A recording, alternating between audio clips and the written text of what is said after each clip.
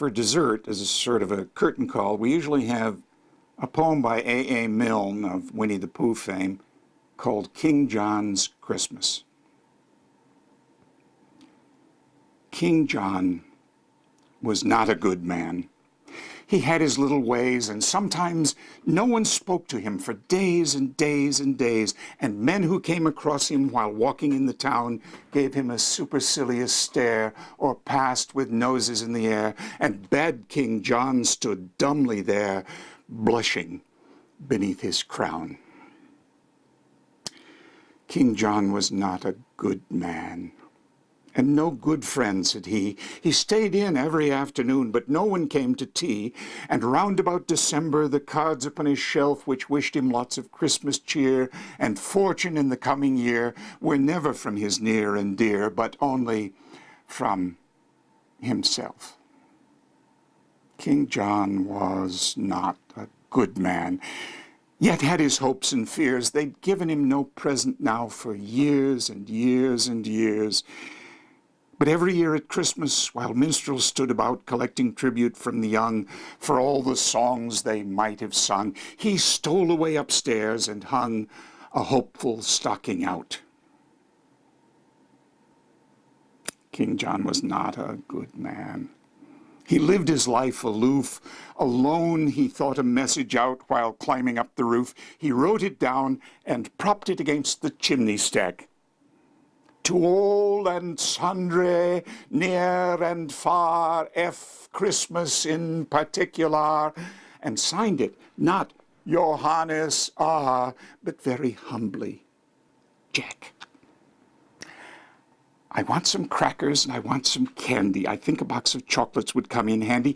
I don't mind oranges and I do like nuts, and I should like a pocket knife, one that cuts. But, oh, Father Christmas, if you love me at all, bring me a big, red, india-rubber ball. King John was not a good man. He wrote this message out and gat him to his room again, descending by the spout, and all night long he lay there, a prey to hopes and fears. I think that's him a-comin' now. Anxiety bedewed his brow. He'll bring one present anyhow, the first I've had in years.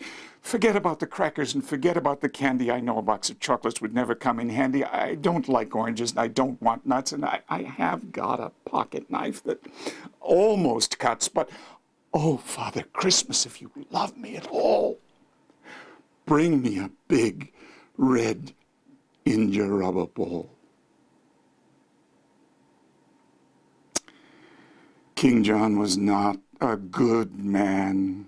Next morning, when the sun rose up to tell a waiting world that Christmas had begun, and people seized their stockings and opened them with glee, and crackers, toys, and games appeared, and lips with sticky sweets were smeared, King John said grimly, as I feared, nothing again for me. I did want crackers and I did want candy. I know a box of chocolates would come in handy. I don't mind oranges and I do like nuts. And I haven't got a pocket knife, not one that cuts. But oh, if Father Christmas had loved me at all, he'd have brought a big red india-rubber ball. King John stood by the window and frowned to see below the happy bands of boys and girls all playing in the snow. A while he stood there watching and envying them all, when through the window, big and red, there hurtled by his royal head and bounced and fell upon the bed an india-rubber ball. And oh, Father Christmas, my blessings on you fall for bringing him his big, red, india-rubber ball. Merry Christmas.